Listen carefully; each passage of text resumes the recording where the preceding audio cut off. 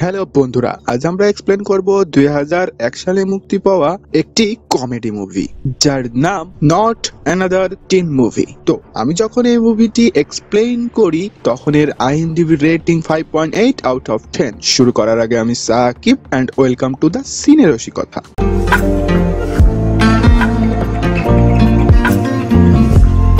মুভির শুরুতেই আমরা জেনি নামের একটি মেয়েকে দেখতে পাই যে বেডে শুয়ে রোমান্টিক মুভি দেখছিল টিভিতে।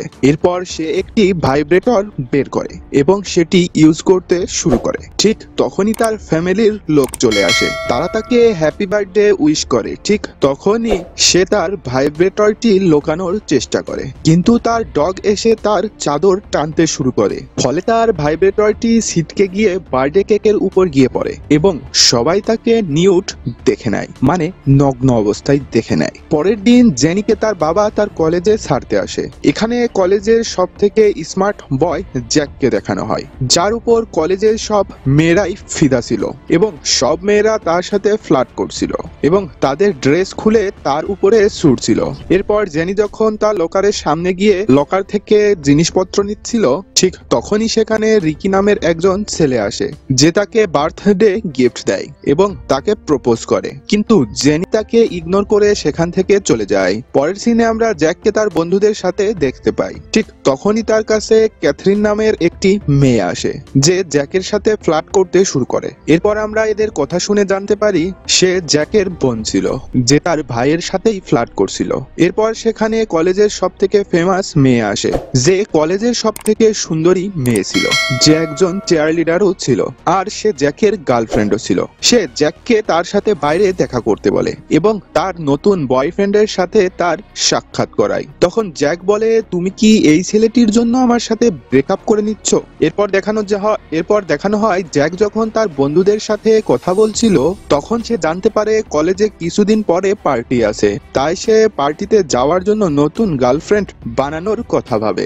এরপর সে এবং তার ফ্রেন্ডসরা মিলে সেখানে মেয়ে চয়েস করতে শুরু করে যে কোন মেয়েটি তার সাথে মানাবে। ঠিক তখনই তাদের সামনে থেকে জেনি চলে আসে, যাকে দেখে তার ফ্রেন্ড জেনির কথা বলতে শুরু করে, কিন্তু জ্যাক মানা করে দেয়। এরপর আমাদের কিছু ছেলেদের গ্রুপ দেখানো হয় যারা লুকিয়ে লুকিয়ে মেয়েদের স্নান করতে দেখছিল।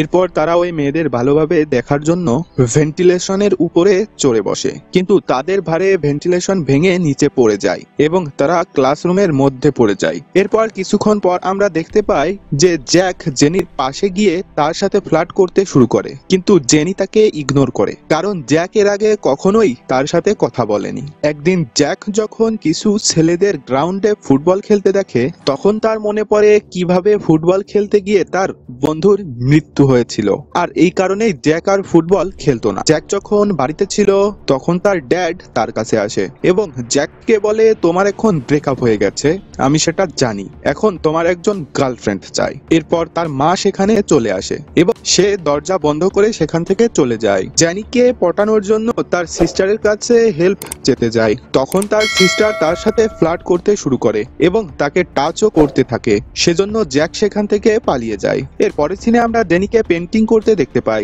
যেখানে জ্যাক আসে এবং মাইক নিয়ে চেঁচাতে শুরু করে। জেনির পাশে গান ছিল তাই পুলিশ তাকে ধরার চেষ্টা করে, কিন্তু জেনি তার আগেই পালিয়ে যায় এবং জ্যাকের বাড়িতে এসে তাকে বলে যে আমার পেছনে ঘোড়া ছেড়ে দাও। তখন জ্যাক তাকে ইগনোর করে বলে, জাস্ট 2 মিনিট ওয়েট করো, আমি এক্ষুনি আসছি।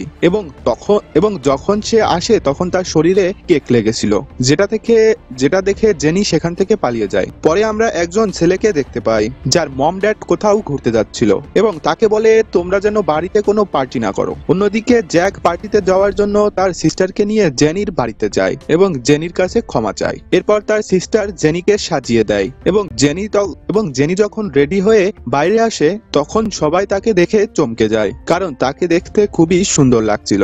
এরপর তারা দুইজন পার্টিতে যায় এবং মস্তি করতে শুরু করে। ঠিক তখনই সেখানে জ্যাকের পুরনো গার্লফ্রেন্ড আসে এবং সে সেখানে জেনিকে নিয়ে মজা করে এবং তার গায়ে জল ঢেলে দেয় যাতে করে জেনি সেখান থেকে চলে যায়। এরপর জ্যাক জেনির বাড়িতে যায় এবং তাকে মানিয়ে নেয়। পরের সিনে জ্যাকের ফুটবল ম্যাচ চলছিল, কিন্তু এখানেও জ্যাকের তার সেই পুরনো ফ্রেন্ডের কথা মনে পড়ে, সেজন্য জ্যাক ঠিকমতো ফুটবল খেলতে পারে না এবং তাদের টিম হেরে যায়।